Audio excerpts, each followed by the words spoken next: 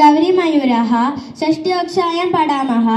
अद्य संस्कृतदिनः, अतः संस्कृतभाषायां प्राधान्यम् अधिकृत्य किञ्चित् अवदतुम् इच्छामः। संस्कृतभाषा अस्माकं देशस्य प्राचीनतमा भाषा अस्ति।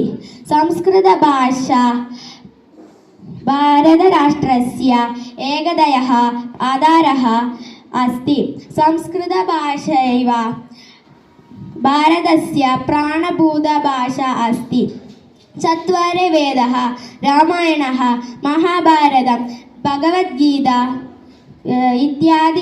इत्यादि ग्रन्थाः संस्कृतभाषाम् एव विरचति।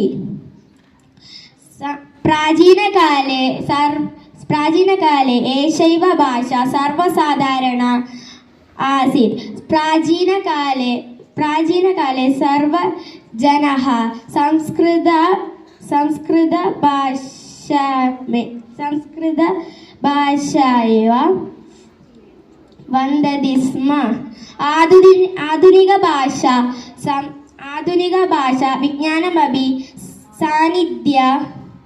सान्निध्य प्रमाणयति।